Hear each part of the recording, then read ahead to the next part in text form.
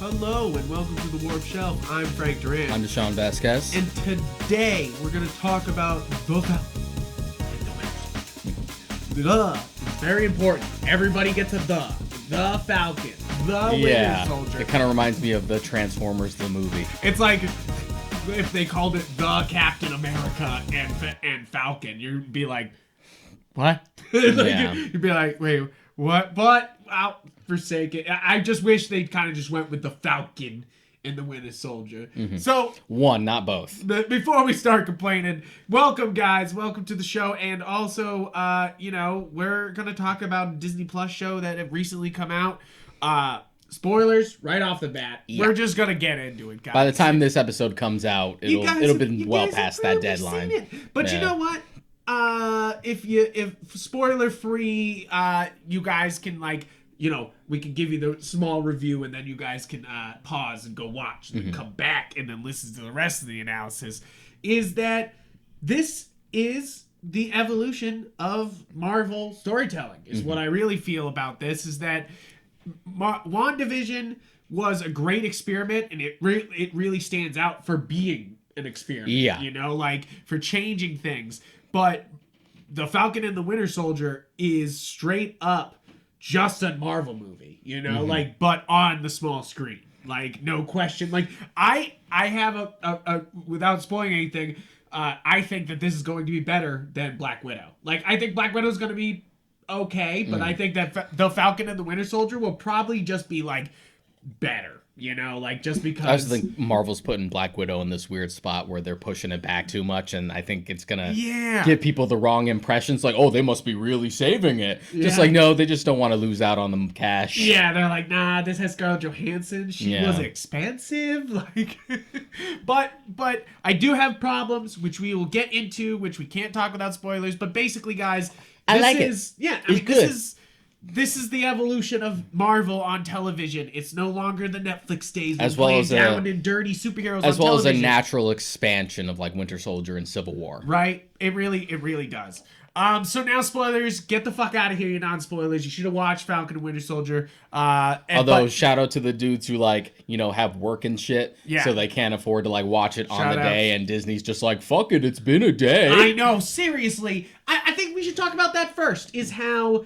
And he'll talk spoilers, obviously, so sorry, guys. Is that Disney did not give two shits how far away from you saw this episode. Yeah, they did the same thing with Mando. But even worse, I feel because they didn't do a Luke poster at the end of, sorry guys, but if they didn't do a fucking Luke poster until way further down the line, maybe 2 weeks out, but they literally did a Sam Wilson as Captain America poster Monday. I remember because I reposted it for GalaxyGeek.com.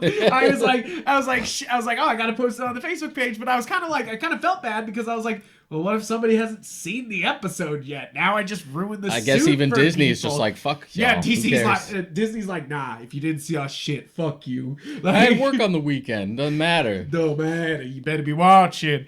And really, though, they weren't even, it was everywhere. It was I even got a sponsored post about it. So I think that, it's one of those things that they were deliberately it was immediate. It's just immediately just catch it. It's over. Throw it out there. Here's the poster. Here's all the fucking toys. Here's the pop. Yeah, right. They really did though. They're like, show's over. Fuck it. Here we go. And you're kind of oh, Jesus Christ, this was the ending.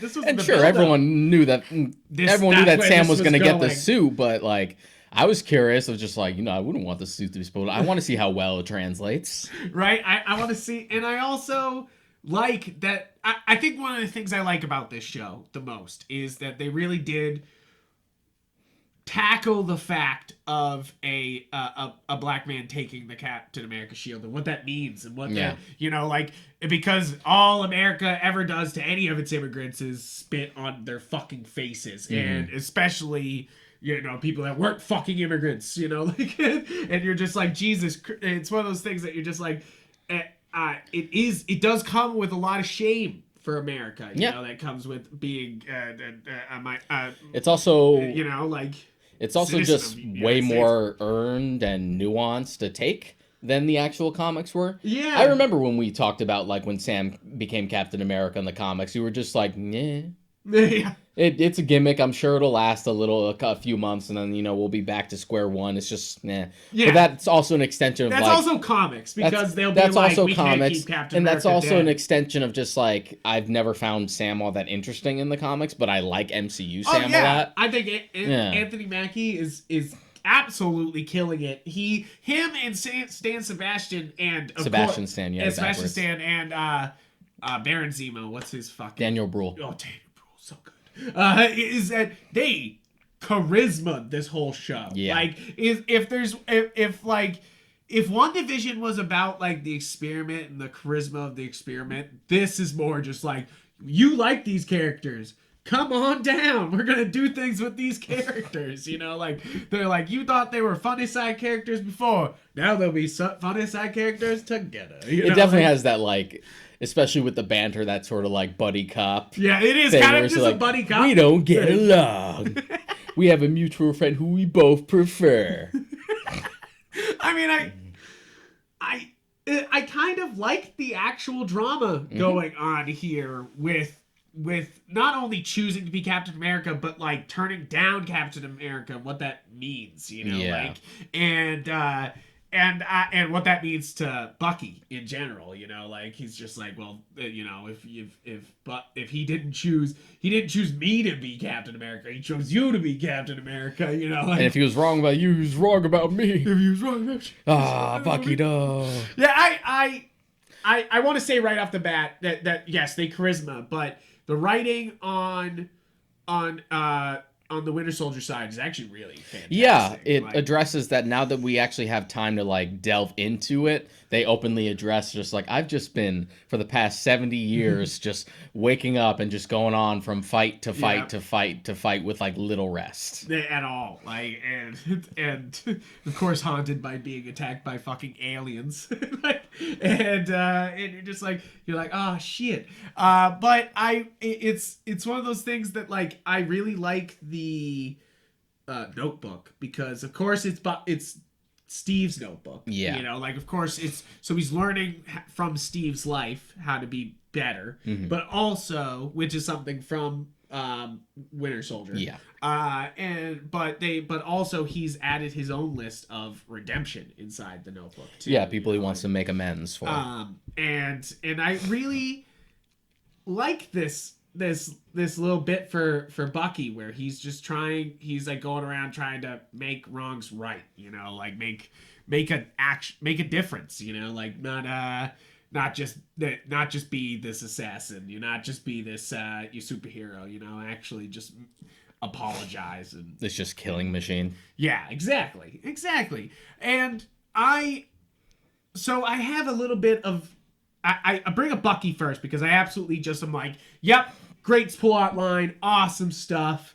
But then I have a problem with the Falcon's storyline. Just because I said it. If you go back to the Justice League episode, I know you Marvel fans are probably not listening to the Justice League episode, but go back. And I said it there, is that it is so strange to me that Tony didn't set up anything or that they don't get paid a lot of money to do what they do. Like even if Falcon isn't even like, if he's a contractor, he should be paid like a ridiculous amount for being an American Army contractor. But they're just like, no, not that much. Like you're just like, and Tony all he did was build Avengers Tower and like told people they could live in it, and if they didn't want to live in it, fuck them. Like, and that was kind of it. Even for some of his like best colleagues, you're just like, you're like, what? Yeah. Why, Tony? But I bring up Justice League because I said in the Justice League review that at the end of Zack Snyder's Justice League, Batman buys a bank completely to get Superman back his house. Like he's not exactly taking like giving him a handout. What he's doing there is righting a wrong, a foreclosure, like, but it's also wrong not to take care of the Avengers, like, so that way they're not like poor, you know, like I was like, the only what's things going on the only here? things I'll add to like sort of counteract that argument with Falcon is a couple things. Is one, he was dead for 5 years. Yeah. And then even before that, he was on the run as a fugitive for 2 years. So it's not like they were going to be paying him then. And he then was on the opposite side of Tony, too. Yeah, exactly. He wasn't on Tony's side until he was in the raft later. and then got broke out. Yeah.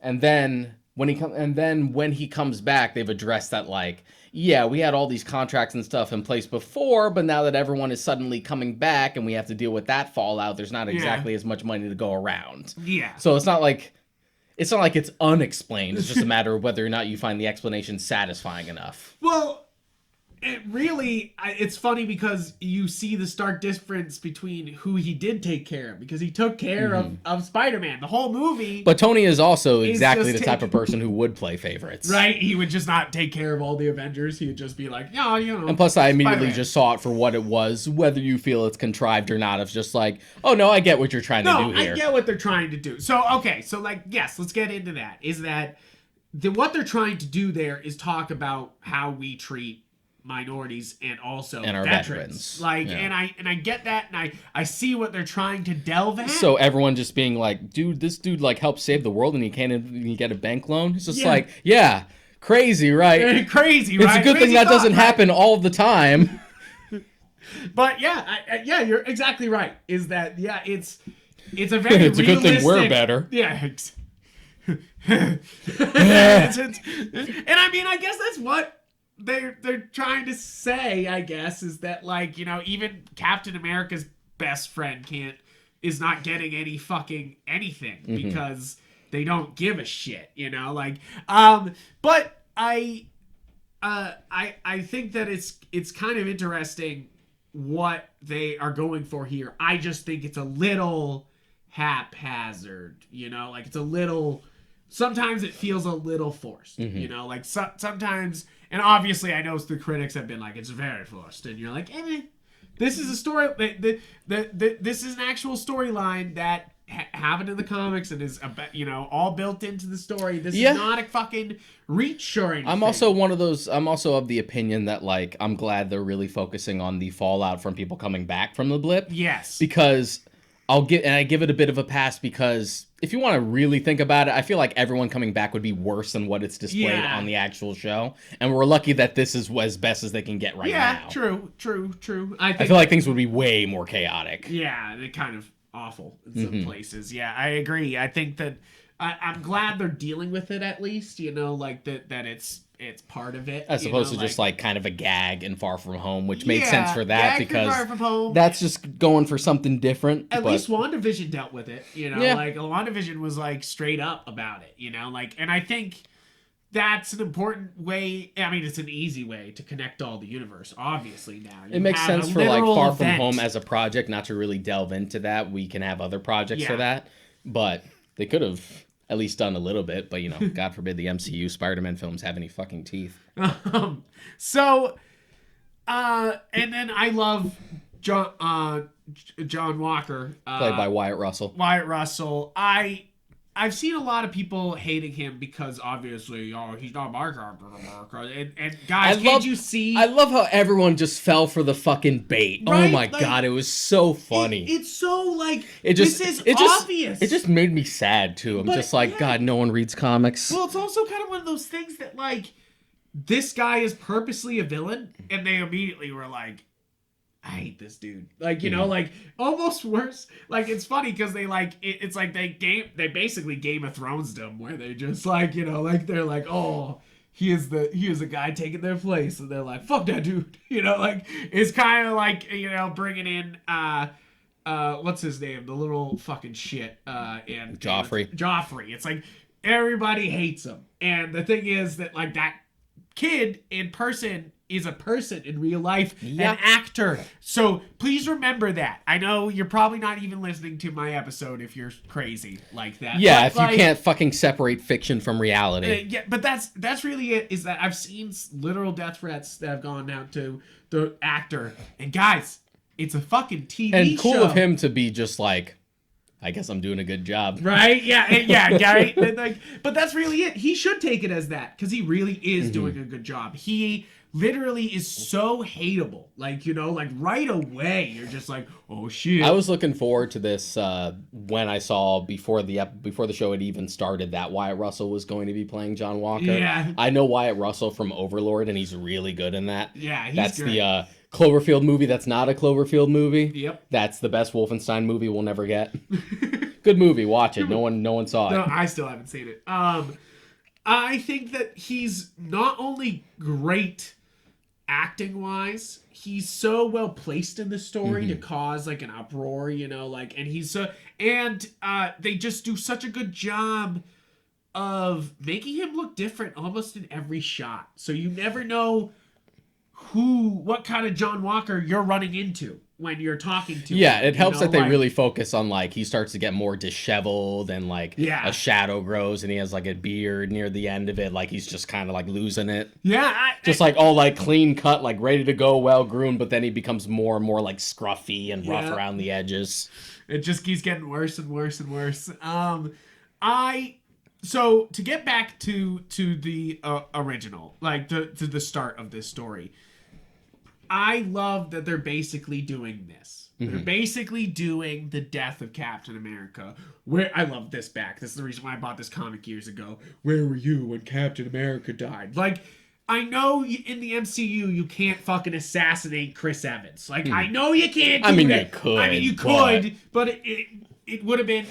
It's the terrible part is they're even doing old Captain America when they fucking kill him here, you know? Like, so you really could have done, like, old Steve and then fucking get murdered, you know, like, it's like, but you know, we had such like a satisfying cathartic ending for his story in Endgame that it makes sense. No, it makes so much sense. And you had like a perfect way to write him out without like offing him, because we already kind of ticked that box with Tony. Yeah. And really I love this storyline because it is so shocking. It was one of those more like shocking comic book deaths, you know. It's not like Superman where you're just like, oh my god, you're just gonna kill him for like 5 minutes. And yeah, they sort of did the same thing here where they were like, oh shit, here's all the different Captain Americas after this, you know, like, and that's really what this story is that this is what happens when Captain America steps down and who takes control. Exactly. Like, you know, but like we also have the advantage here of hopefully just like, you know, having the balls to be like, no,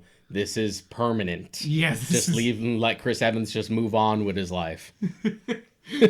To actually have death and disappearances and characters moving on and passing the torch actually have meaning and know that it's not going to be retconned in a year. I don't need a revolving door of death. Like, which, you know, I'll say it right here, and I know that we already said no spoilers, but Bartok's not fucking dead at the end of this fucking show. Batroc. He's not fucking dead. Like, they like shoot him, and then he disappears after that. And I was like, oh, the Leaper's gone. Like, I was like, which, to be fair, I love that he's there. I love he's here because it feels like a direct connection to Winter Soldier. You know? Okay, so first off, I want to say, Winter Soldier is my favorite Marvel movie. It's my favorite MCU movie, too. I think it's my favorite MCU, and then Civil War is pretty up there for me. I love Civil War, too. But of course, I think Infinity Gauntlet. What's Infinity War. Infinity War. I love Civil War as well, but I still prefer Winter Soldier just because the narrative is a little more focused. It's very to the point. It's a lot more intimate. Yeah, and even though Civil War still did a good job of it mostly being Cap's story. Yeah, and I think that's what feels great about this story is that this feels like a Captain America 4. When I know they're going to give us... Which is funny, yeah. Because they were going to get They weren't slick at all. That was like, what, a day or two afterwards? Just like God. Captain America 4 in development. I'm like, yeah, that makes sense. Yeah, you're like, okay, fine. Yeah, sure. You sure do it up. And yeah, right. They released the poster and then they were like, "Yep, you know what's coming, bitch." Like, I even heard they didn't even tell Anthony Mackie. He like was in a grocery store and somebody was like, "Hey, Captain America, I heard about your new movie. That's so exciting." And he was like, "The fuck?" Like he was like, "Wait." But hey, when you're contracted to appear in like 10 fucking movies, you're just like, "Sure, I'm just gonna be there." Starts, right? Yeah. I'm sure Marvel doesn't even. I'm sure it's just like. You. Anthony Mackie does have a catchphrase on set called "Cut the check," so I'm sure that's what he said. Cut the check. You can watch the behind the scenes on Winter Soldier, and everyone makes fun of him. He always says that. He's just like, they just finished a good take. He's like, that was great. Cut the check. It's actually really funny. Yeah. I saw some great behind the scenes from this of him in full suit, just like floating through the air, like his arms to his side. Yeah. And then them jumping out of the airplane together was really fucking funny in the show. But it was even funnier watching behind the scenes where they jump out onto a mat together. Like he like jumps out and he's like like on the mat. Like it's really funny. You're like yeah, this is good shit. And they seem to have fun making this, and as they should. This was pretty darn good. You know, I have my nitpicks, of course. I said it already. Is that I feel like some of the culture stuff, some of the race stuff is a little forced, but the characters are not. But I also I'll say my other problem right here is that the Elliot Bradley stuff is great. Isaiah Bradley. Sorry. Isaiah Bradley stuff is good. I really love his demonstration of power of throwing the little can into the wall that sticks. And like you see him doing ridiculously heavy things. Like, and his storyline is almost like verbatim what his backstory is in the comics. So it's like, wow, they just kind of did it. What I think though, this is a huge wasted opportunity. The next fucking Marvel show is called What If, and it's an animated show. Why did they not have an animated Isaiah Bradley as Captain America segment? Where it's just... Because he, like, goes to tell a story, and you could have, like, cut to a fucking animated thing looking exactly like the What If show, doing that stuff, and then it would be a hype piece for What If. I think... You know? Like, but I think given the production of how these went, I think What If was done pretty ahead of time. Yeah. Because you even still have stuff like an episode where Chadwick Boseman is still there. I do think it's weird... Like, I know you don't want to do, like, a young Isaiah Bradley and just do a whole flashback. But I think it's weird you don't show any of it except for, like, the pictures later. You know? Like, and I love his storyline. I think it concludes really well. And I think it works without him, like, I was legitimately in a Captain America suit. Yeah. But it also plays that, like, that comic bookiness that you kind of want. Because if you don't know the history of Captain America, when they retconned Captain America being thawed... Yeah. In what was modern time for the time, which was only 20 years after, which is really funny to think about in retrospect. Like, it's like, oh yeah, you were gone for like 2 minutes. Where am I? They retconned that like all the other appearances from Captain America post World War II were actually not Steve Rogers, and there were multiple acting Captain Americas over the years. And I I always like that explanation. Yeah. You know, like, because you're just like, yeah, that's sure. And they I like that they delve into it here a little bit. You know, like that. You know, like this is there's a legacy behind all this, and you know, like this is not just Steve. You know, like there's a lot more to this than just Steve. You know, like which is obvious.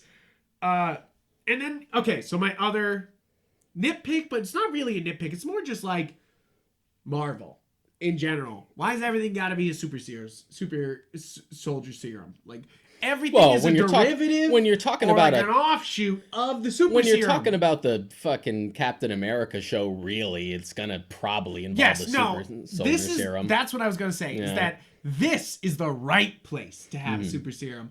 But why the fuck is Hulk also a super serum? Well, he's not. Like, it was an attempt to sort of like replicate it, but also became its own thing. But Abomination was directly both like a combination of Gamma and the super soldier serum. Yeah. I think it was cool for back then because we hadn't even gotten to Captain America yet. So it was already like a bit of like world building. Just like, oh, they're talking about Captain America, but you know, we haven't seen him yet. Yeah. But it is kind of funny. It's way more of heroes. It's way more of a problem in the comics. So. Yeah, I mean, yes, obviously. It's kind of like they handed out like pills in the comics. They're like, you want fucking superpowers? Here you go. Fucking got boom, bam. You're done. You got superpowers. It's like, always just like, oh no, I think even wrong. Sharon Stone in the comics has a fucking Sharon Carter. Sharon Carter. Sorry. I'm fucking my name today. I'm sorry. It's because it's Marvel, guys. Sorry. If it was DC, I would remember things. But no, just kidding. Just kidding. Sharon's gonna be a whole can of worms. I love Marvel. This is, like Sharon's its own can of worms, and we'll get to her later. Yes. And actually, they kind of make her a can of worms in this show, and you're kind of like, oh, that's pretty good, guys. I mean, sure. Yeah. So.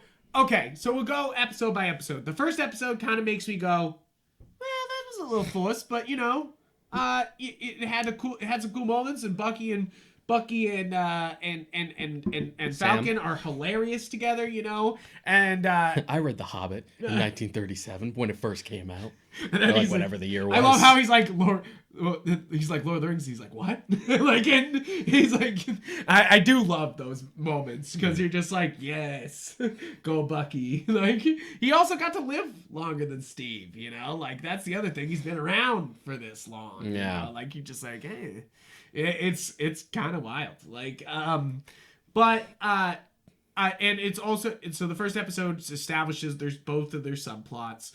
You have Bucky kind of trying to live a normal life. He has to go to his therapist. He has to be basically part of his pardon to be like, are you still crazy? Yeah. Like, are you still crazy? But he also is like living in New York, just trying to apologize to one of his many victims' fathers.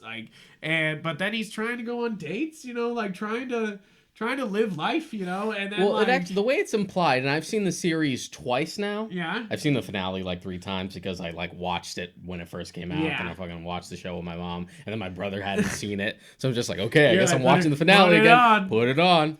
It really is a good finale. It felt like the implication was that he didn't realize that the father was like the father of one of his victims at first until he has the nightmare afterwards. Oh, okay. Because he's shocked when he sees the picture. He's like, oh, no. Yeah, so okay. So he was just living near him. So, he's basically being haunted by dreams, and he wants to, and you see a little scene where he does shut down somebody from Hydra, and which I like, it's more tie-in to the whole universe. And,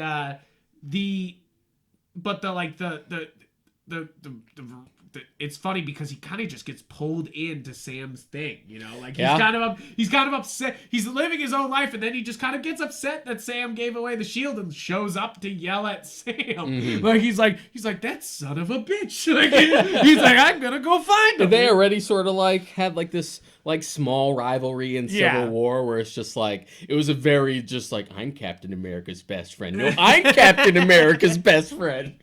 It was a little.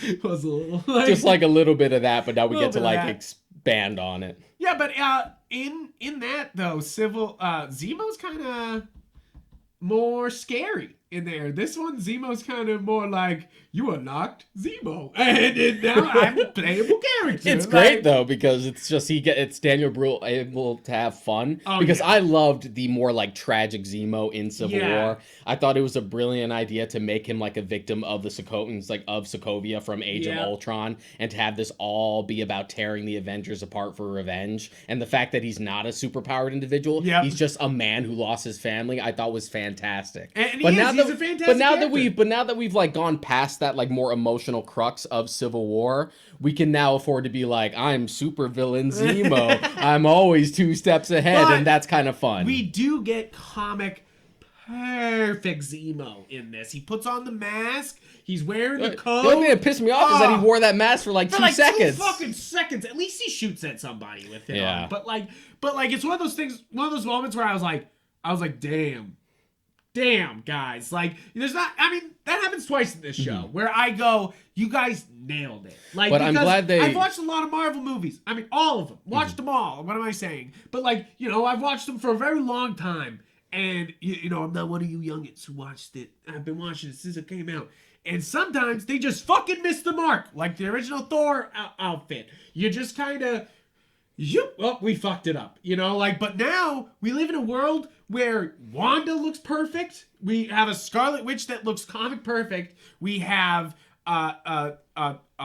Bucky who's comic perfect, but that's besides the point. But Zemo who literally walked out of the comics, and then at the end, at the finale, you have a literal perfect Captain America Sam Wilson costume. Yeah, that shit is mint. That's why this shit with Scarlet Witch always pissed me off, because I feel like we've come so far in comic book movies that, like, Scarlet Witch's costume is pretty fucking simple, guys. Like, what are you so afraid of? Why are you so scared? Why has it got to be an X-Men movie and they gotta wear normal clothes that sort of look like their clothes? It's just like, oh, I have a corset and a long coat. Ooh. It's what we talk about often on this show, is that sometimes they don't got the chutzpah. They don't got the balls. And we'll talk about Mortal Kombat And sure, you soon. can forgive it back in, like, fucking 2000, but, you know, we're a little past that point now. You can just go for superhero costumes. You know how much fucking money they can make? And if you get comic accurate, you get more people being and I feel like we've kind of done the harder ones already. Yeah. Just like, I feel like someone like Thor is way harder. I feel like for the DC side, Wonder Woman's hard to pull off, and they pulled that off.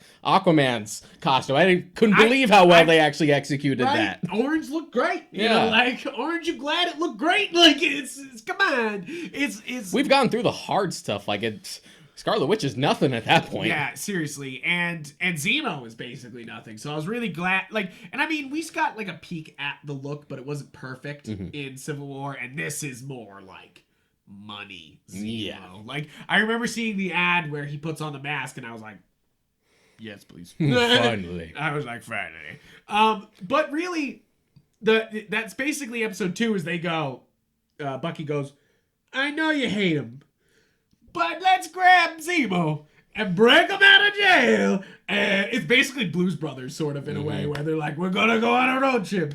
We got a mission from God. Like, and they just fucking, they just kind of like team up with Baron Zemo to fuck off. And yeah, Zemo's lighter, but he still has like a menace to him, and he's just a delight to watch.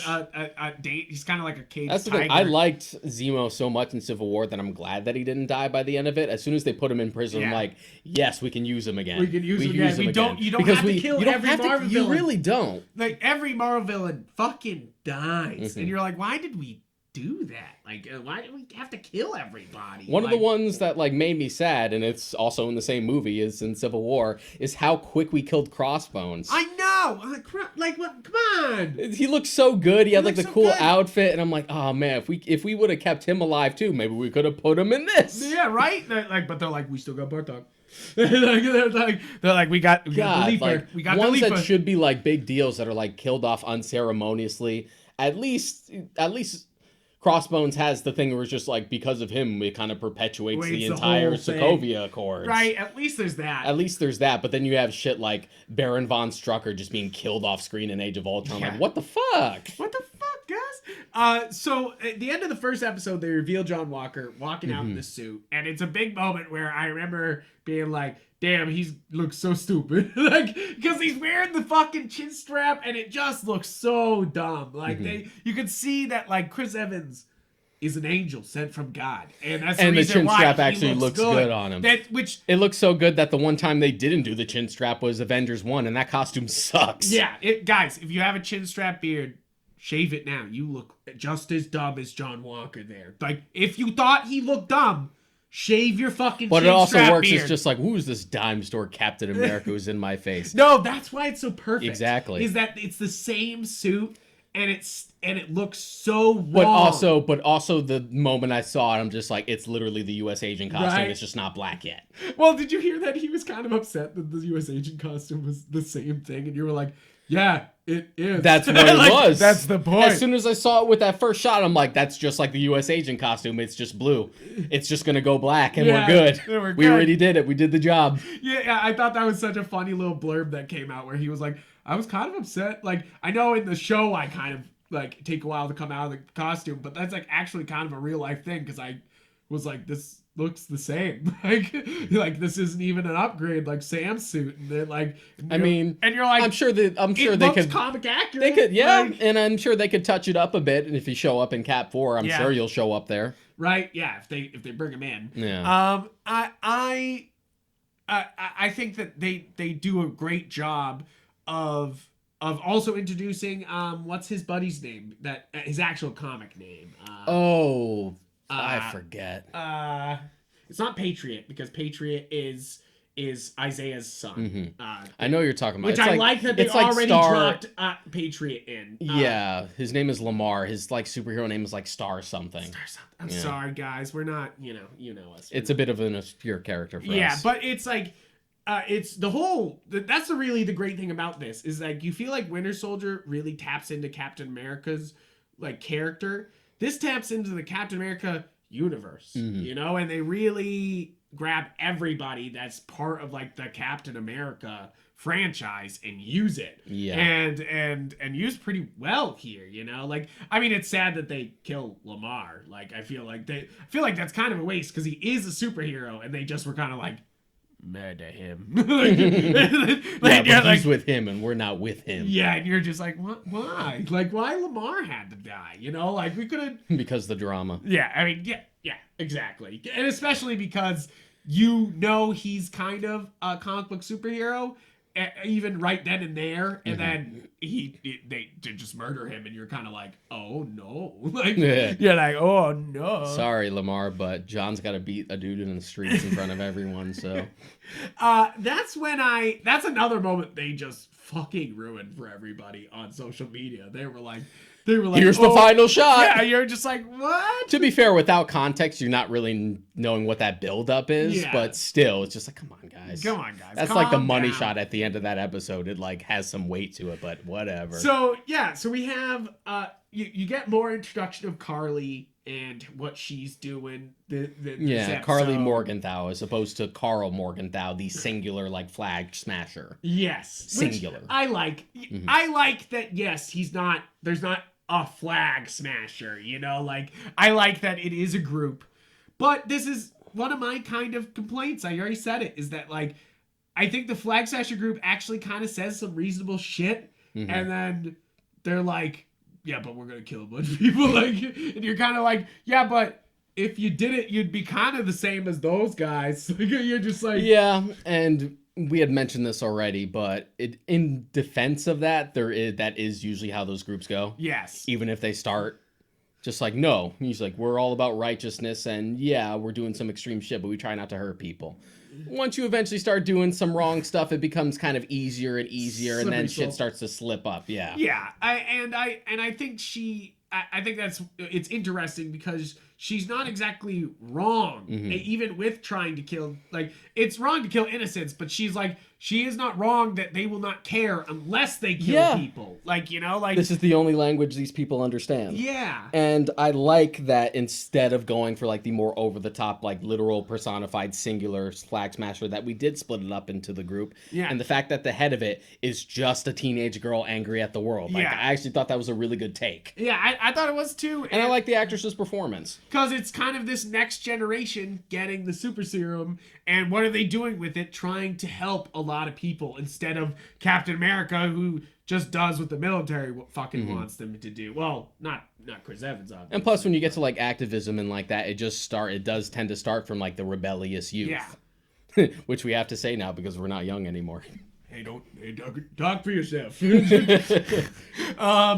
my 30s are coming real soon. God, they're coming real fast. They're coming at me faster than fucking Captain Shield comes to Zemo's fucking head. Yeah, somebody fucking check Zemo for head concussions. He got fucking bonked several times in this show. They're just like, shield to the face, like, and you're just like, damn, son, like, what the fuck? Like, you're lucky that shield should do much more damage than it actually does, but you're like, whatever. Whatever. But so episode 2 is more build up and more like revealing who the flag smashers are, and like, you know, also delving into what, you know, both these characters have been up to. And also them meeting John Walker and, like, getting their impressions of him. Which I love that. I love this interaction because he comes in being like, they're going to love me because I'm the new Captain America. And they're like, fuck you. Like, they're like, welcome to our group. Fuck you. To the point where you almost kind of feel bad for him because you're just like, hey,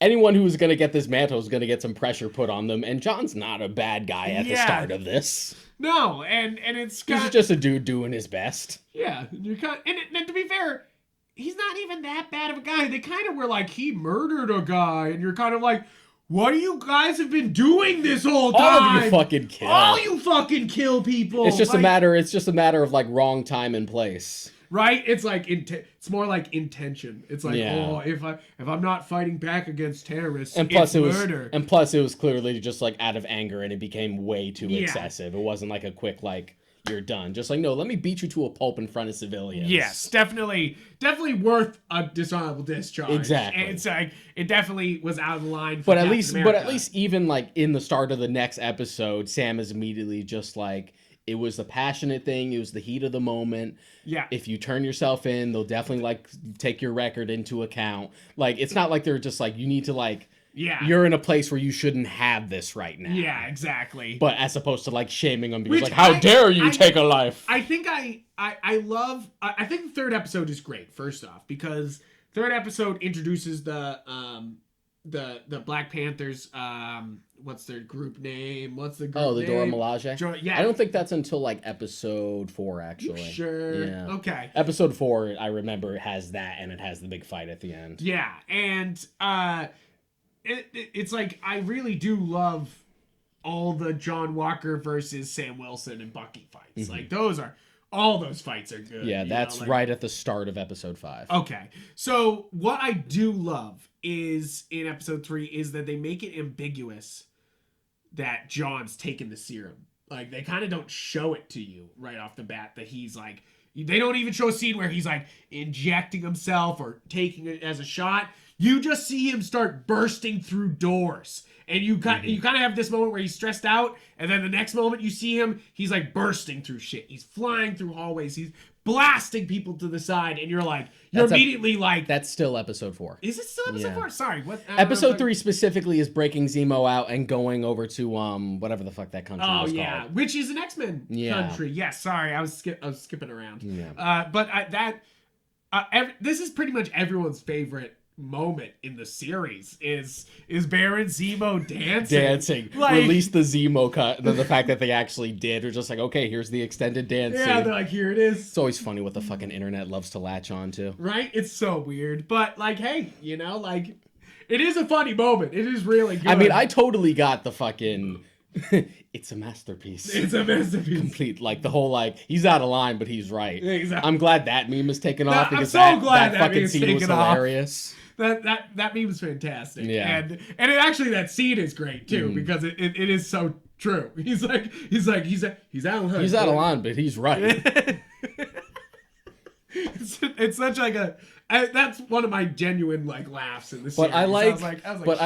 Zemo being like, he's still like very calm and very direct, but he's still just like, he still has a bit of like mustache twirly sprinkled in. He is still, so it's just like, it's a masterpiece, James. Are you here to kill me? Turkish delight, children. I know, right? Like, the Turkish delight shit. I was like, son of a bitch. I love him so much. He's so much fun. Yeah, he really was like, okay, this might be my last time in Zemo. Better fucking live it up. Like, and they really do. He lives it up. I'm sure it isn't. Yeah, right. I'm sure now he's a fan favorite villain. Like, I'm sure that he's already money. One of the things you can keep from comics is, have recurring villains. Yeah, exactly. They don't have to be one and dones. Yes.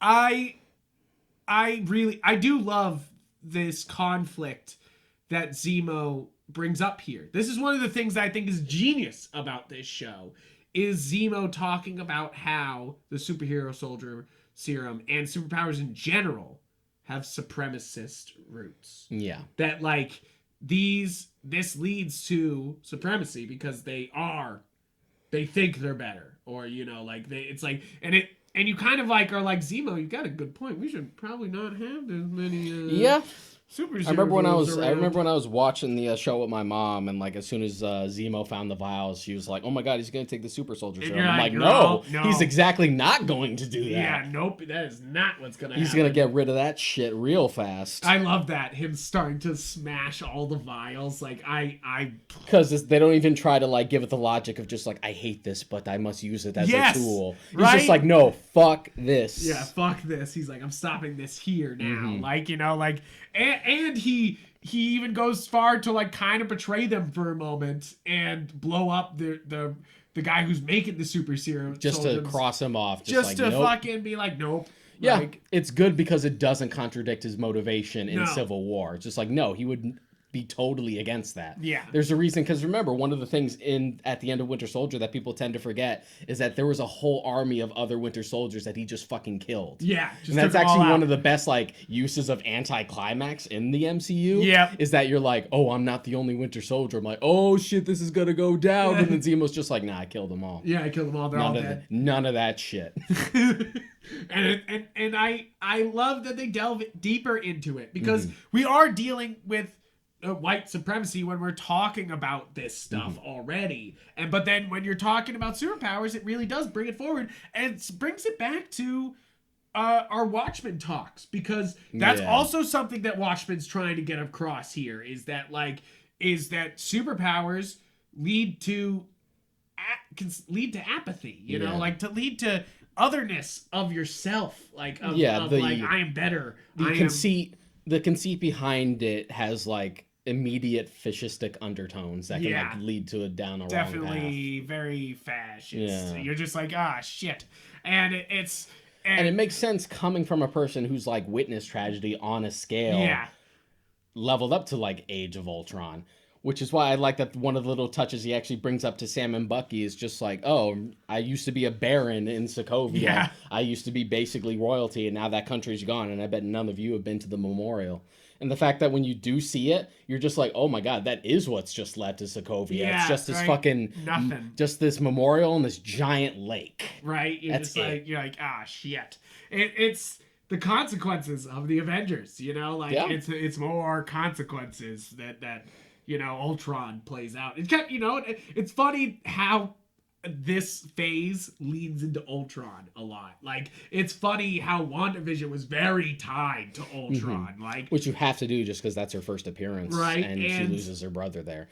But it's just one of those things where, like, even if you've forgotten Age of Ultron, it is still an Avengers movie, and there was a status quo shift after that. Yeah, right. It was even if you didn't feel it yet. Yeah, it was a big step. And I really do think that Zemo, of course he's a fan favorite, but they do such a good job of explaining his motivations and really being like, you're kind of like, does Zemo got a fucking point? Like you're like, oh shit. Especially the scene in episode 4 when they're fighting the Dora Milaje.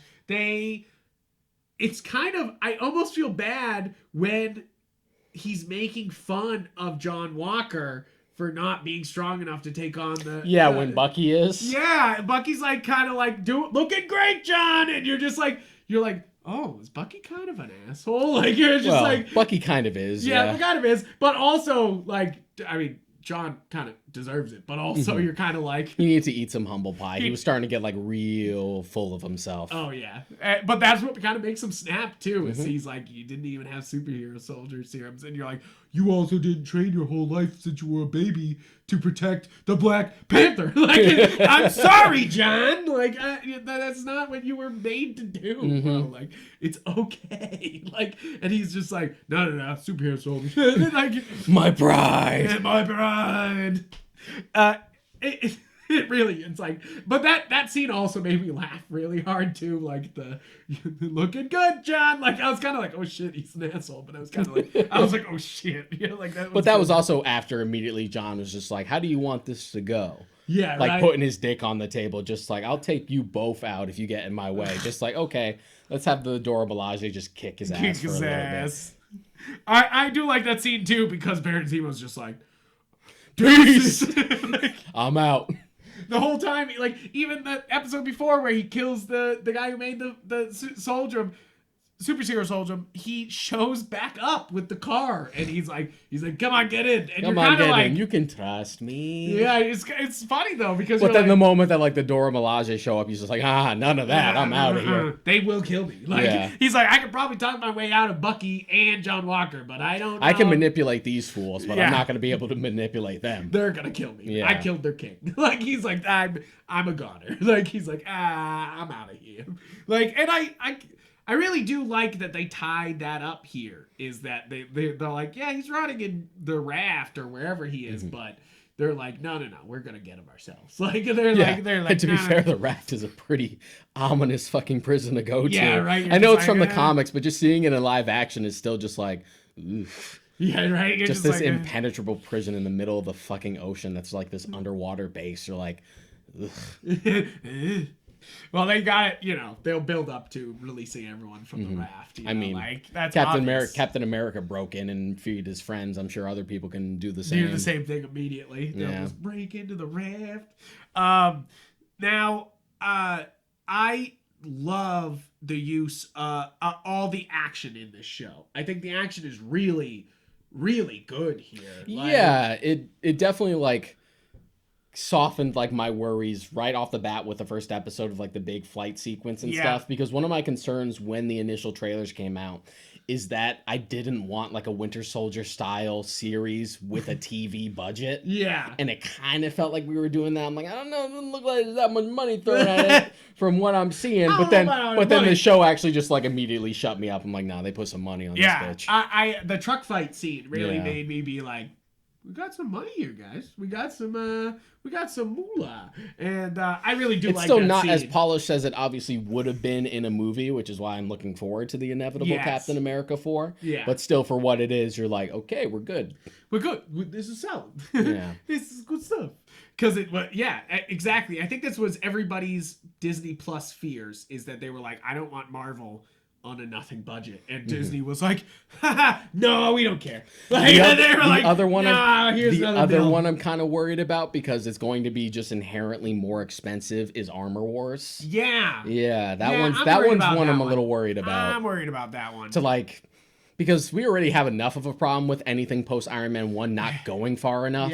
You're just we actually have an opportunity, like the advantage of like Cap being gone, with Tony gone, to be like, oh shit, we have to deal with all these copycats and stuff, and Tony's not even here. I just have to deal with it. Which could be good. Could be good. We'll see. But it's gonna be expensive. It's gonna be an expensive one. I mean, WandaVision was unless they start dialing it back and start to use practical suits again, kind of like they did in the first 2 movies, where they have to now. Then I don't know. Maybe. Because in the first 2 movies, you had like full out suit, but then you also had like stuff for the top half and CG on the bottom. And then they just got to a point where it's just like, just put on the pajamas. Put on the pajamas. Get out there. Get out there, that goddamn pajamas. And I think that's also great here is that the design on we were already saying it. Everyone's design is fantastic, but the Flag Smasher masks are great. I love Bucky's Wakandan arm. I know we've already gotten a look at it before, but it was an Infinity War. It looks really good here. You know, like you were saying, budget wise, it just looks. It helps that it's actually really practical. Like the whole, from the wrist up, it's a practical arm, and then it's CG for like the elbow and the hand itself. Okay. So that's part of the reason it looks so good. I mean, they did something similar with his Winter Soldier arm, and when he first showed up. Nice, cool. We're just like practical, pajamas. And I like I was saying, the truck scene is so fucking good action wise, because you get Bucky fucking going pretty much all out, Falcon doing everything he possibly can, you know, like, and then you got basically John Walker, and he's not Patriot, it's something else. Said it's Star something, but just call him Lamar. It's like you see them all get to fight, and it's like they don't work perfectly together, and I kind of love that they're not instantly like Steve and Bucky. They're not they're not as what anti-fanboy loves to call a shake and bake. A shake and bake, like the fucking when they're just double teaming. They do give John Walker the shake and bake though. They give him the fucking like. My favorite bit in the fight where they stop John Walker is fucking Bucky grabbing John Walker by the feet and throwing him into Falcon, coming at him with the shield. That's definitely that shit. I was like, hot damn! I was like, damn, they fucking gave him his ass. You need great team attacks, right? I mean, that's why we were watching this show, right? Like, is that these are 2 great guys. They can do team attacks together. So, and like, going back to costumes, Falcon's is an interesting one, even before he gets like his cap suit. Yes, because it's clearly like a humbler costume. Before it was like a lot of like leather armor. Here it's definitely just a more simple top. I'm sure it's way more comfortable for Anthony Mackie. The wings look really good. It makes up for it, like, oh, it kind of looks cheaper compared to the other ones, at least on his top. but it's also more comic book accurate, so it looks a little more spandexy without going too ridiculous. So I'm like, yeah, I'm cool with that. Yeah, I'm totally cool with that. I love how they like slowly like took baby steps to make him look more and more like comic book Falcon. Yeah, where like in Winter Soldier, he had a t-shirt and he had the wings. It was just, that's how the Ultimate books were. Right. But then the MCU is really good about every time they do a costume, we're just like, let's take a bit of 616, a bit of Ultimate, and find a compromise. Yeah. Yeah, definitely. They're every time doing that. They're still doing it here, you know, like all over.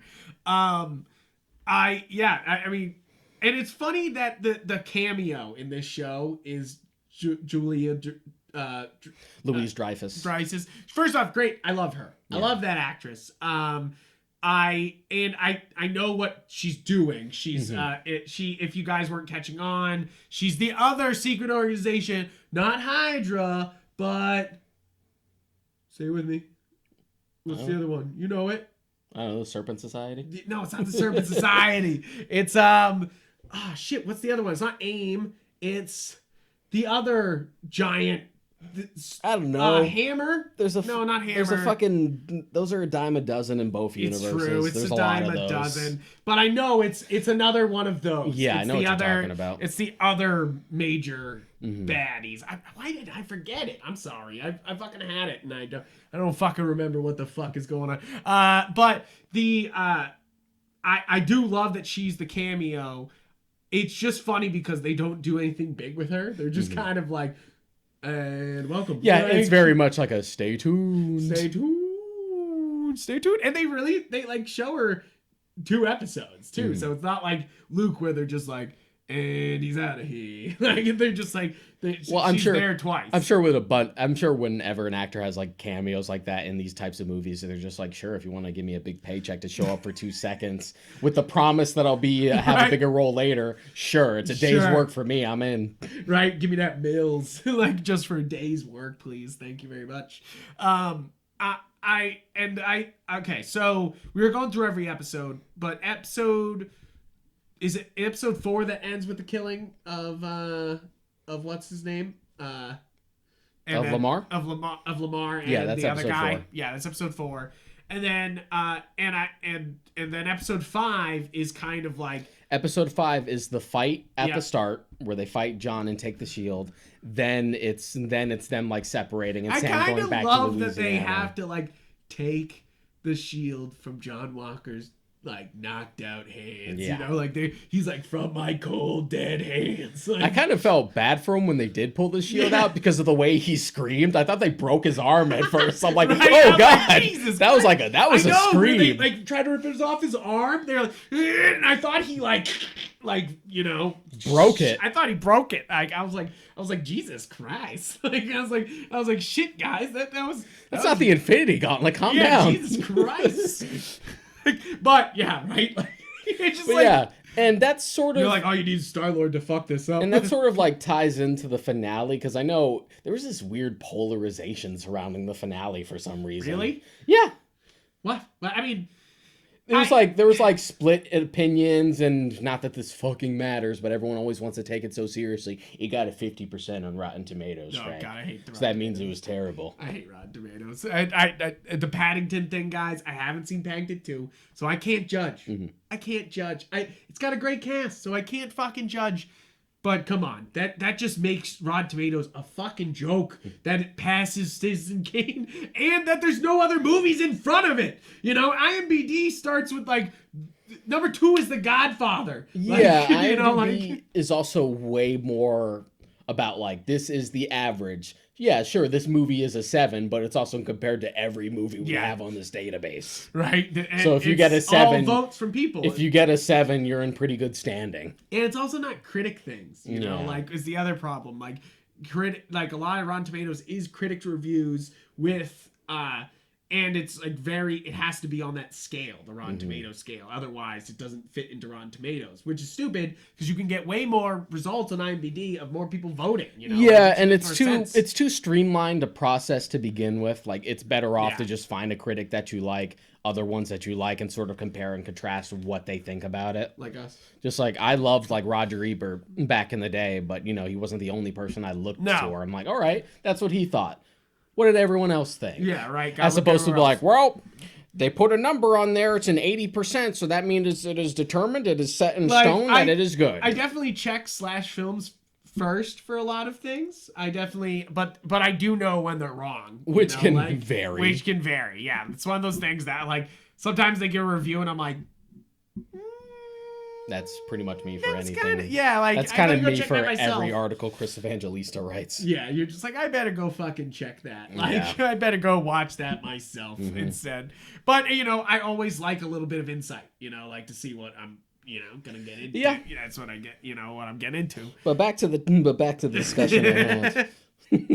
But yes, the finale. But that tied into the finale because I had already sympathized with John. Like, he definitely needed to eat some humble pie. But the dude wasn't evil. No. That's why when people are just like, oh, it's such a weird turn that he, like, did the right thing at the end. I'm like, no, he was never, like, a terrible person. No, he always wanted to be Captain America. He was just, like, a good guy, like, who just kind of fell under the pressure. And and despite that pressure, he still ended up doing the right thing. No, it's an allegory for PTSD. Mm-hmm. Did you not catch that?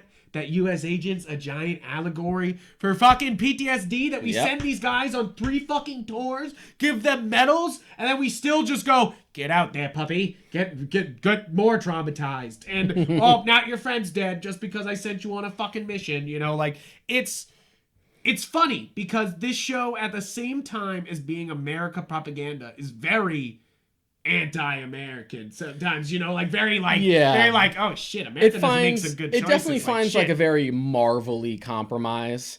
In the same way that very Disney compromise. In the same way that they like really shied away from from Hydra being like really like actual Nazis. They kind of sidestep that. They kind of do the same way here, where because of the way Marvel does things and the way that like tone of that universe is, even when you have varied projects, you're never gonna get something as like hard hitting as like the Watchmen HBO show. Yeah, this ain't that show. Yeah, it's not gonna. Yeah, that's not what this is. You know, like that's not. It's still gonna connect to the Marvel universe. Yeah, so it still has to be a little lighter than you might think, but it still delves in enough. Yeah, I think for this is Disney we're talking about, guys. Yeah. These guys still have the Hall of Presidents, which is like the Hall of War Criminals, like, and you're just like, and some racists, and you're just like, and it's one of those things that Disney sometimes doesn't learn from its mistakes. So it's kind of nice to have a nice series that talks about some of these things, Disney just gets rid of its embarrassing racist mistakes. It's always just like,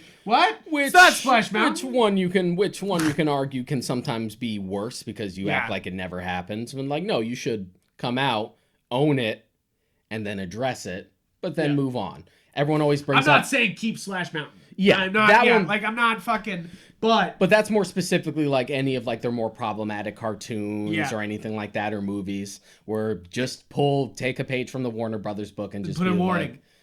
And just put a warning. Just like, yes, this is wrong. This has always been wrong. But to pretend that it never happened is just as dangerous. Just as bad. Yeah. And you're doomed to repeat history. Exactly. Which is obviously one of the major lessons they're trying to get across with this Captain America. They're like, we're doomed to repeat our history if we do not resolve it. Which is kind of, that's kind of what's going on here with all the refugees with the blips. It's very much like modern, like refugee problems, and past refugee problems, and it's like, but with a more comic booky context, right? It's more just like, oh, but what do we do with half the world's population? I really, it's sorry, the fucking ending, the fucking finale. The reason why I didn't love it is because I thought every part with Captain America was fucking awesome. So I actually really loved the final scene where he's trying to he convinces the fucking senators or whatever, the council there, he's able to talk them through the things. That's Captain America. To me, that's it's more Superman to be fair. but it's very comparable. But it's very Captain America to, instead of running around whipping a fucking shield at somebody, to be like, look at yourselves. Like, you know, like this is not, you know, like we can't just be big America with all our guns. I'm sure there's a good chunk of the audience is just like, it didn't come down to a cool fight though. I'm just like, no, it's better that he finally confronts Carly and he's just like, I'm not gonna fucking fight you. Yeah, and I'm not gonna fight you at all. And you get the cool moment where he fights all the other terrorists through the window. Yeah, you have that whole fight with everything. Batroc. You have that cool set piece with the helicopter. Yeah. And it is cool. Like, you know, like it's funny because the finale is very much like WandaVision, where they're like, welcome to the finale. We spent all the money here. Thank you very much. Like, and then they fucking like really send it the rest of the episode. I do want to say, I do think it's funny how MCU was like, we are not doing a psychic Falcon buddy. We are not doing Red Wing as an actual. He is not going to have bird. He's not going to actually have a bird that he talks to. We'll make it a robot. That sort of makes me angry. Like, I know I shouldn't be because it's such a reasonable choice. It's such like a yes, of course, a psychic bird would be insane. And that's also one of the things I always found lame about Falcon in the comics to begin with. He has a psychic. Falcon. He has a Falcon that he could talk to psychically, and he has a stupid fucking costume. Yeah, but I mean, even here in Death of Captain America, they have a couple shots of his old suit, and that's like a more, it's just and that's even a more like modernized with the version. Metal on the head, and it's a duck foot. It's a duck foot he put on his head. Like, it's supposed to be a bandana, like, and it just comes across. Anytime Falcon would always come up, I would always just think of the Robot Chicken sketch. Where they're making fun of the real world, but it's a bunch of superheroes. Yeah, it's like you got the Falcon, you better respect the Falcon. I mean, I don't have any superpowers, but man, my costume sucks. My costume sucks. I love Robot Chicken so much. Yeah, but I agree. I think Falcon looks way better than he does in the comics. Yeah, absolutely. In the MCU, it's a perfect compromise between the two universes. Yeah, and then in the comics they did make him Captain America, and I love that suit. I thought that was great. I was like, hey, they made Falcon Captain America without taking away him being Falcon. You know? Yeah, I remember I can't remember who wrote that comic, but on Instagram they were talking about like, oh, now that this is a thing, here's the concept art that we were working on when we did that unveil. And they said they actually had to fight Marvel to like keep the wings. Really? Yeah, they just wanted Falcon to just have the new suit, just be Cap. They're just like, no, we fought to keep the wings because we thought it'd be way cooler. It is way cooler. Yeah. It is way cooler. Like, he might as well call himself the Eagle now. Yeah, right. Like I mean, that can fly. That could work. But also, that sounds sort of lame. Marvel. It does. Like, but just the idea that like, oh, now he's like a literal like bird of prey. Yeah. So you can really lay in like the America. And that's the thing is sure, you could do Bucky as Captain America. And that is Falcon. And that is what I wanted in Endgame. I was initially disappointed that he didn't give the shield to Bucky, but that's more me basing it on comic book things of just like Bucky as Captain America was way more interesting in the comics than Sam as. Yeah. But this is also a case where like I've liked Sam from the start. I remember when they announced that Falcon was going to be in Winter Soldier, I'm like, oh God, Falcon, we're doing Falcon. But then like Anthony Mackie's so goddamn charismatic and he's so likable, and I'm just like, shit, I like Falcon. I'm a Falcon kid. I'm a Falcon stan, you know, like, and it's definitely. I went from a guy who was like, about Sam Wilson in the comics, and then you put him on screen, and I'm like, you have him say on your left. He's one of my favorites. Yeah, you have him say on your left. You're just like, this man is a treasure. This man is a treasure. I love the don't say it, don't say it. He's just like so wholesome and just like such a fucking, well, no pun intended, wingman. Yeah, right. Just like, I don't want to bring you back into this, Sam. I know you got out of this life. Dude, Captain America needs my help. No better reason to get back in. You're just like, I love this man. I love this man. Well, it's fun. You got to have your Sam. Is what I always say. You got to have, Samwise Gamgee. Everyone needs a Sam. You got to have your Sam. And it's kind of true here, like, and yeah, I agree, is that as a comic book guy, I wanted Bucky Captain America, And that's cool, and it's a lot of fun. But also, to fit the MCU, this works better. Yeah. And you just get Sebastian Stan as Winter Soldier forever on, and that's fucking fine with me. Like, you're just like, okay, cool. Yeah, like, cool. He still gets to be around, and they got to do something kind of impactful. Like as always, again, I will always say it on this show: representation fucking matters. And again, this has way more depth than when they did it in the comics, where it's just like, yep, Steve is old.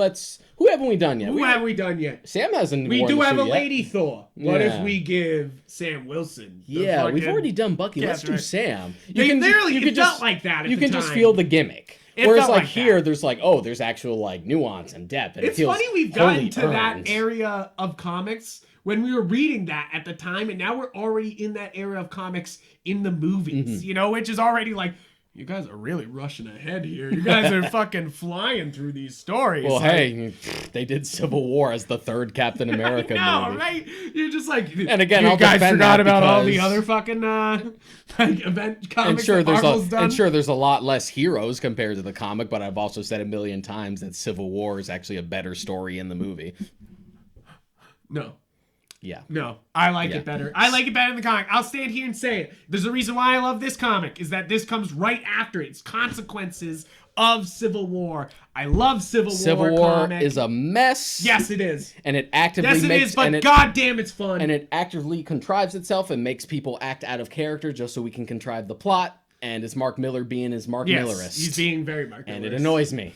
But I like the idea behind the whole concept more than the like, wait, we should probably, you guys have been messing up a lot of property. We should probably take down your names. That's basically MCU. But also tying it to and then the comics like, oh God, we had a kid go nuclear. It killed thousands. What do we do to stop this from happening again? But it also had the advantage of making it much more personal because they decided to make it a Cap sequel and tie it to Bucky. I always think it's funny because Civil War, they immediately come up with legislation to like stop superheroes, and you're like, America can't do that for guns. What makes you think they'll do that for superheroes? Like, you're like, nah, that's not gonna happen. It's still a mess. It sure is good ideas. It is good ideas. I get that it got you back into reading comics, Frank, but a lot of people feel the same way about the death of Superman. Now, I'm not saying that Civil War is as bad as the death of Superman because it isn't. No, but you got to take off those rose-tinted glasses. Like, but it was the first comic that I loved. It did. It fucking blew my fucking mind balls. I was sitting there being like, I love Spider-Man. Oh, look at this cool suit he's got. What? He revealed his face. I was like, what's happening? Like, I remember being like, Jesus Christ. Like, and then right afterward, they were like, we're killing Captain America. And you're just like, Jesus Christ. Like, this fucking thing keeps moving. And I remember that's when I was like. It's so funny that there was like the 1-2 punch of like, you would think Civil War would have a big death like that, but no, it's immediately afterwards. It's right afterwards. Brubaker being like, you ain't gonna fucking do that. And that's my book. That's my book. I'm fucking killing Captain America. Kind of like the bait and switch of like no one died in Death of the Family. It was more metaphorical, but then Damien died in Batman Incorporated like right after. Just like, you were looking in the wrong place. Gotcha. Bamboozled you. Fucking gotcha. Just when your guard was down. So my thing about the finale is, yes, it moves too fast. I feel like, yes, it feels like, we're doing a lot here. Like, like we're fucking finishing the Isaiah Bradley stuff. We're making him Captain America. We're also finishing the Flag Smashers. They definitely could have like finished something in 5 and then finished in 6, but 5 was all like hanging out as Falcon and Winter That's Soldier. Actually my favorite episode. It is pretty nice. It's kind of a relaxing episode of television, you know? Like, it's kind of... And plus, you get, like, the set piece in the beginning, because that episode opens with them fighting John Walker. And then once you get that, it's all like, we need to wait, we need to calm down, we need to go, I just need to go back home and reflect on some shit. And you get the fucking great training montage. Right. I fucking love that training montage. I love that montage, dope. And I do love the scene of Bucky and Sam throwing the shield together, like working on it together, because it's kind of important that they work on the shield together. Yeah. They both hold up the legacy of Steve, like, so it's like, it's important that... I did love people criticizing like the last 2 episodes of the show just kind of telling on themselves on the internet. Because you're like, you racist. There was the immediate fucking complaints of just like, well, how can Sam use the shield so well as he's not a super soldier? He only trained like a day. You're like, John Walker was able to throw it in a second. Just like, John Walker did the same thing with very little training, and he has no... So little training that, like, we have literal screen evidence of Sam throwing a shield, and we have no evidence of John Walker throwing a shield. There's a little bit of it.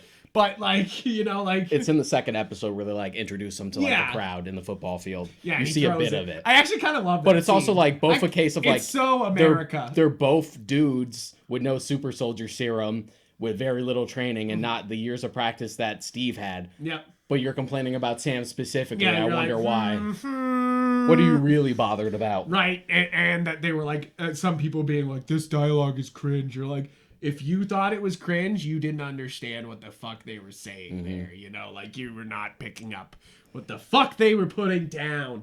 Like, and yeah, I'm not saying that this is fucking even close to the caliber of dealing with race as Watchmen. This is not your big... race piece. That sort of comes with the territory of like these types of projects with the Marvel universe. Like, it still has to be inherently a little more like, this is entertainment first. Yeah. And I think that's one of the things you have to take here is that, like, this is not you know, a Lovecraft county where they were country where they were trying to deal with race specifically with the myths. It's like, no, they're dealing with race outside of the Captain America stuff, and then they'll bring it in the race to Captain America. And there's like sort of a compromise, because we don't want to get too preachy, because, you know, we're trying to make money here. Yeah, they're like, oh, we don't want to... like, yeah, it's definitely Disney sitting there going, what can we say? They're like, and I think they ride a good line. I'm not saying that this is some deep piece of racial... action or art, but it is... but it's good that it touches on it. Yeah. And the way it touches it, given the context of this type of show, works for me. And to be fair, how many fucking movies deal with... how many Marvel movies, scratch that, Disney movies deal with the Black experience? Just Black Panther and the Falcon and the Winter Soldier? That's it? That's it. Like, and the other one, he's a fucking prince. Like, you know, like, you're just like, what? I mean, there's a reason a good chunk of that audience is just like, nah, we love Killmonger. Yeah, that's our biggest takeaway from the movie. Right? They're just like, no. Like, he did a good job. Like, they all did a great job. And I mean, I'm worried about Black Panther too, especially after this. You're like, you kind of gave me a Black Panther 2 offshoot here, you know? Like, well, I think it's one of those. I think it's one of those things where, like, let it sit for a while, and it won't feel as bad if you just need to do the story you need to do and recast it. Yeah, like, it's one of those things where, like, yeah, it's a role, and those roles pass on. Yeah, I don't know if you might need to recast. You might run, and you're gonna run into potentially a bigger problem by if you pass the torch on to Shuri instead. But even then, it won't feel as organic because you don't have Chadwick Boseman there to really pass that on. Yeah. Yeah, and it's not like they have extra footage enough to cover. And you're gonna feel that absence more. Yeah, it's the same conundrum that Rise of the Skywalker fell into. Is that, like, what do you do? Isn't something you control. Yeah. Like, but Star Wars is sort of like in a different place where, like, there's like that one Princess Leia. Yeah. Whereas, like, with comic book movies, like, we recast these all the time. I know MCU hasn't done it yet. That's not true. They did it with fucking Rodney. Yeah, Rhodey. Rhodey, sorry. But, like, no one huge. No. But, like, we've had a bunch a bunch of different... Well, Hulk. No, that's wrong, because they still count Edward Norton as MCU Hulk. But... you know, we've had a bunch of different Batmans. We've had a bunch of different Spider-Mans. Like, no one was disallowed from playing the Joker just because Heath Ledger died. Yeah. But we just let it sit for a while. Yeah, and that's fine. That's what happens. Yeah, and it's kind of like... But it's not... But it's going to be... Black Panther to be playing... It's going to be a different answer. It's going to be a different answer depending on who you ask. Yeah, exactly. It's one of those things that I don't know if it's the right thing to even do a Black Panther 2. You know, like, it's one of those things that it's just like, maybe do other things with those characters in it, just not your Black Panther movie. You know, like, it's kind of like this, where it's like, yes, here's our Black Panther elements. We're not denying that this is very tied, because Black Panther movie came out of Winter Soldier, you know, like, it directly springs out of it, and you know, I like that it's all connected because it's all Captain America universe, you know, like, it's all still dealing with Steve and what he did, you know, like, and how he dealt with everything. basically, yeah, I mean, I love the suits. I think this is a fun show. I don't think this breaks any new ground, and I think that's why people walked away with this not as satisfied as they were with WandaVision. I don't think that would have been a problem if this had come out first, because it was originally supposed to. This was supposed to be the first in the lineup, but we got WandaVision first. I think it probably would have been a good idea for this to come out first, because this is very much a Marvel thing. Mm-hmm. Like my mom doesn't watch the Marvel movies, but she watched WandaVision and loved it. Mm-hmm. You know, like, and it's one of those things that, like, if you show them this is very much connected into the Marvel universe, and you'd kind of be lost without it. This is more for the hardcore, like, Marvel heads, you know? Like, this is for the people who want a Marvel movie as a TV show, because that's what this is. But WandaVision is more an experiment, more seeing how far we can stretch the Marvel universe and still be Marvel, which is great, you know? But it's good, but it's nothing wrong with Falcon and the Winter Soldier being a little more familiar and sort of like continuing what we had established with the continuity of the Captain America movies. Yeah. Especially since now that we found out that, like, this was kind of a transitional show for Cap 4. Yeah, it's kind of, even if it is retroactive. Kind of makes you be I'm like, sure they were waiting it out. Yeah. They were like, should have made Iron Man 2 a TV show, guys. But it's just one of those things. And plus, at least with this finale, I would have forgiven Iron Man 2 if it was a TV show. As quick as this is to be like, we gotta wrap this shit up and still leave enough open, it's still one of those things where, like, well, at least it doesn't have the WandaVision stuff of just like, where did White Vision go? Of just like, the Quicksilver thing meant nothing. Yeah. Where the fuck did Vision fuck off to? That is definitely the worst kick in the pants about WandaVision, is that the boner joke. The boner joke is dumb, and it's like, I giggled for a second. Like, you know, like, it's begun to, like, bother me more and more. It's like become the fucking Mandarin and thing. I hear the actor didn't know that he was that until the finale. Like, until they were filming the finale, he didn't know he wasn't Quicksilver again. Like, which is kind of fucked up too, because he probably thought he was back in the Marvel universe, baby. Like, he was about to make some paychecks, and then they're like, no, you're James Boner. Like, and you're just like, what? What? What? But yeah, I feel like I'm definitely not as split as I was about this whole show as I was about WandaVision with its ending, being like, oh, Boner, why'd you do that? You know, like, and like everything else was, you know, fair, but it's also kind of like, where'd White Vision fuck off to? You know, you're like, wait, what the? Where'd you go? Where did he fucking go? And also just like being like, and the kids are gone too, you know. And like, sure, I know the answer is just like, it's okay, he flew off to a different movie. Yeah, he's but like, it still doesn't help the problem at hand. Yes, and yeah, especially because they just don't deal with it. You know, like they just don't.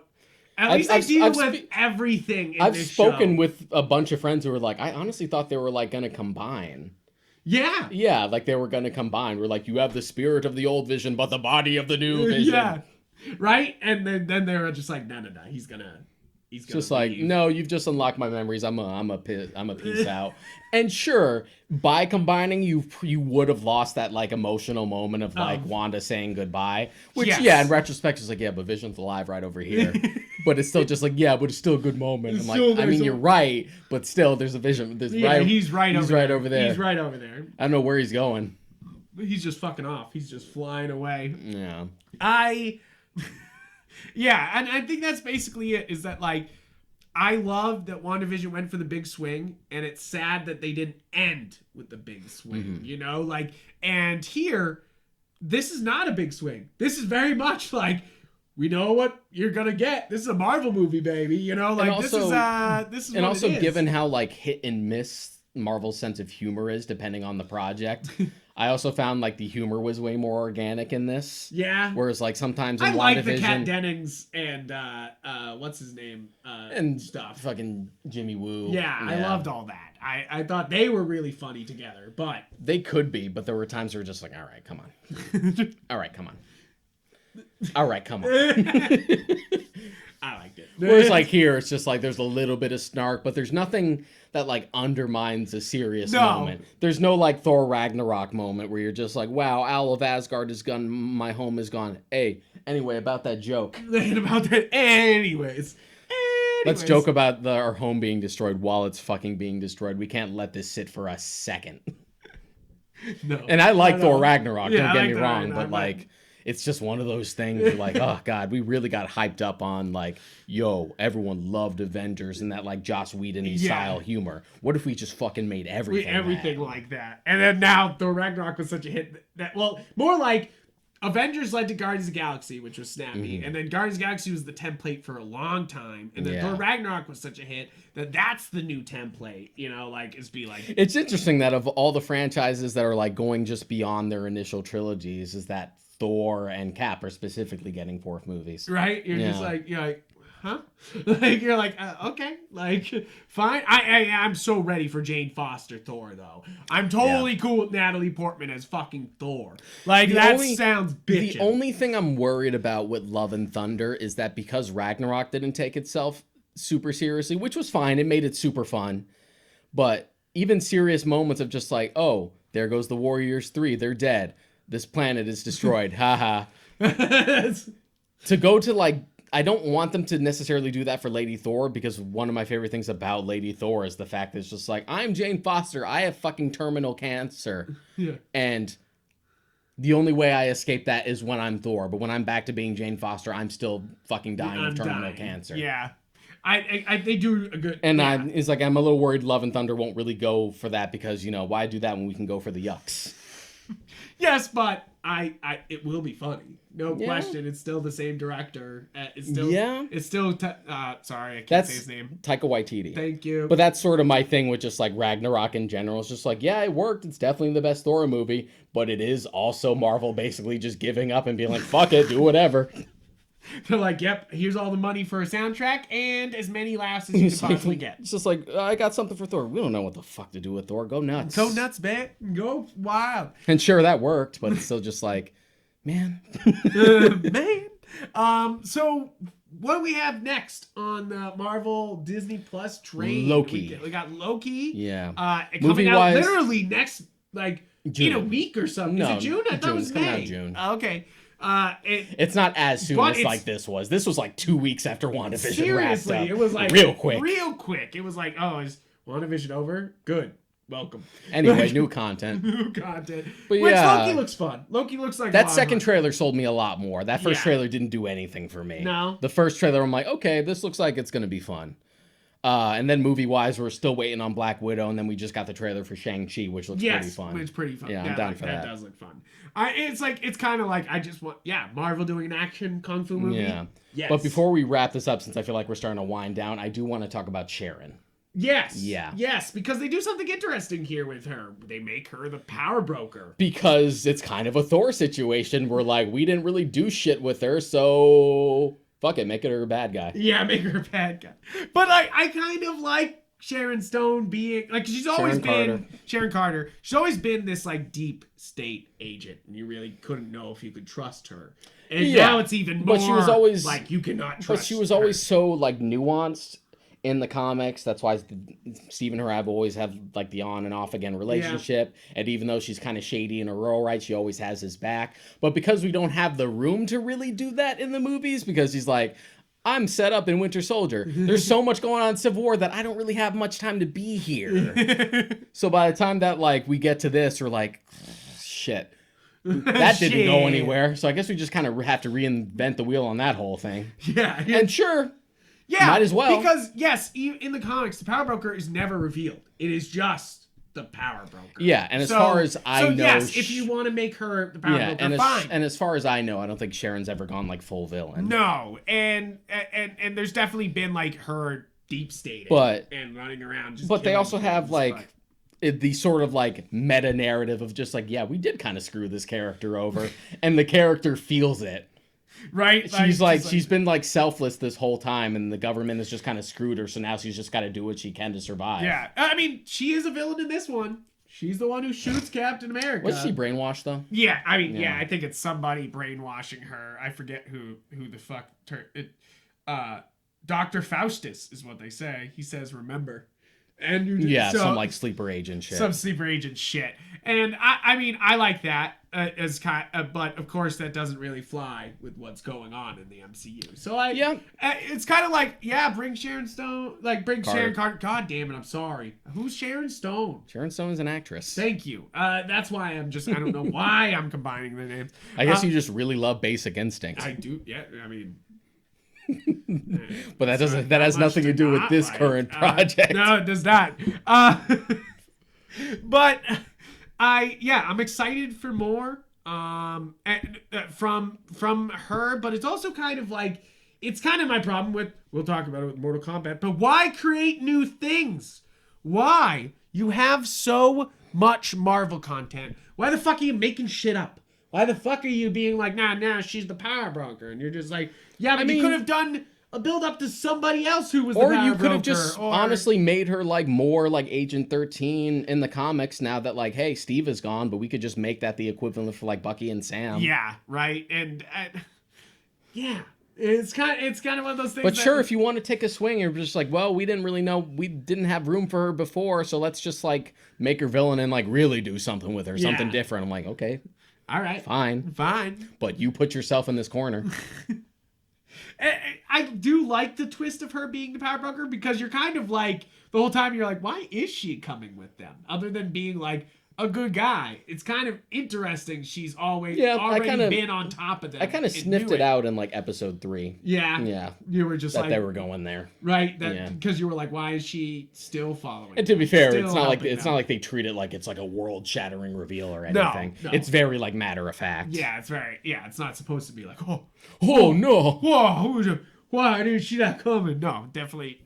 They definitely don't play it up like that. But, yeah, I see what you mean. It's kind of a weird moment where you're just kind of like, it works for the context of the show, but it's kind of like, okay, like. I think it's all gonna matter as to how it pays off as well. Also, you could have made the Power Broker an X-Men. Is my other problem with this is that you introduce an X-Men island, two fucking with no X-Men, and then they're just two fucking shows where they're like afraid to do real X-Men shit. Seriously though, I feel like we're living in an era where they're just like, and sure, we own the X-Men, but fuck them. And sure, I am definitely of the opinion that like, especially with the fallout and like decline of the Fox like continuity.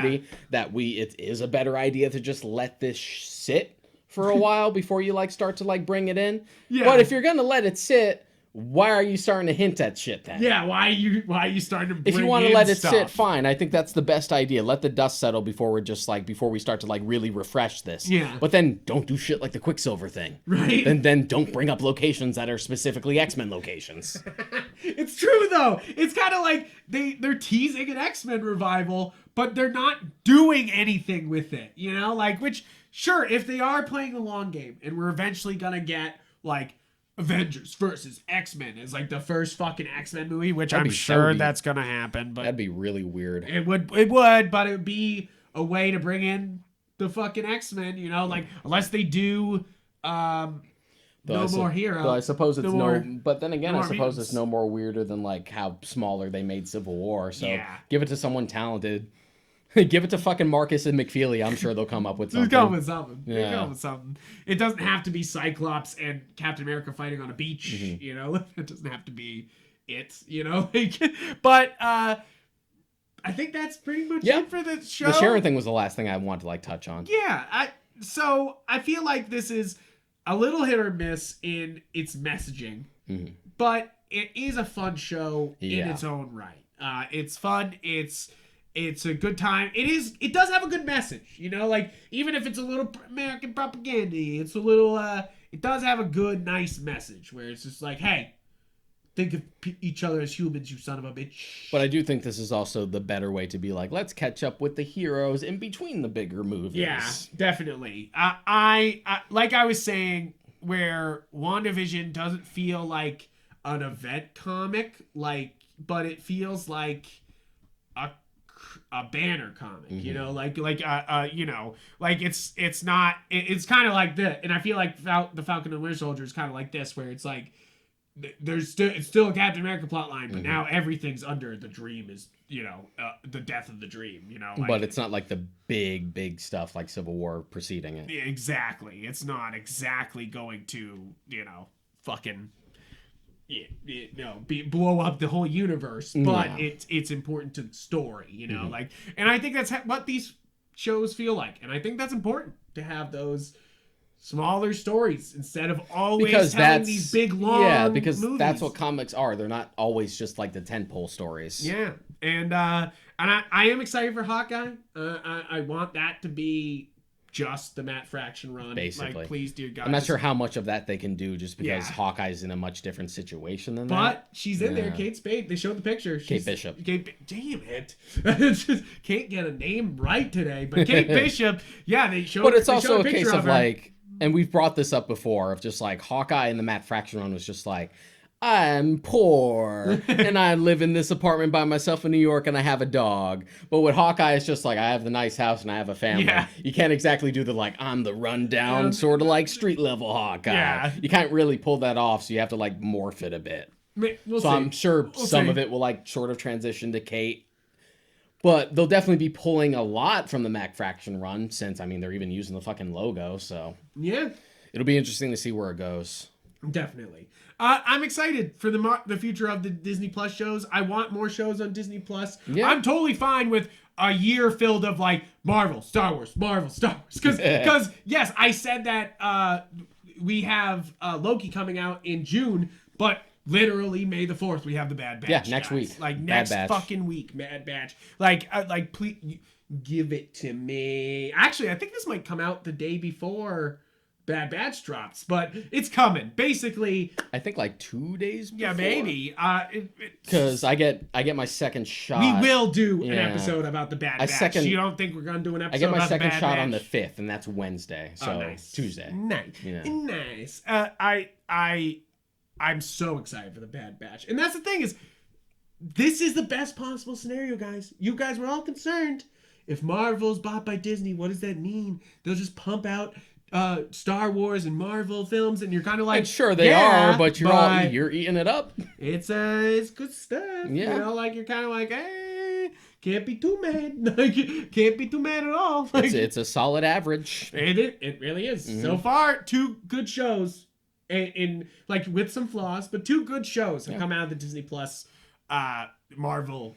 And that's sort of the thing that's actually at least helped perpetuate the entirety of the MCU, is that even their misses are like relative misses. Yeah, right. Like, I don't like Iron Man 2 or 3 or Captain Marvel, but they still made or the first Thor films, but one, they made bank, and yeah, they're bad relative to the MCU, but they're way worse fucking comic book movies before them. Oh my god. Yep.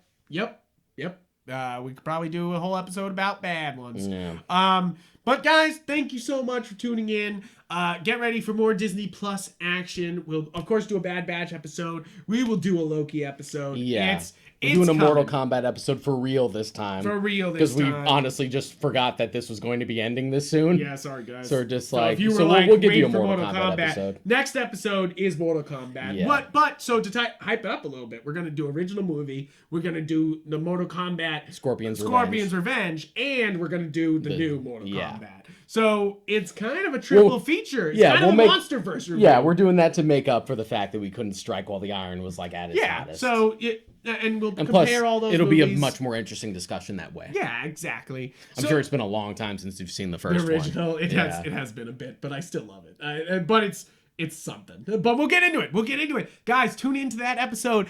Remember, check out all our episodes anywhere you get podcasts. Go to galaxygeek.com where you can get every one of our episodes and articles we write and stuff like that, and all the funny stuff on Facebook and Twitter for Galaxy Geek.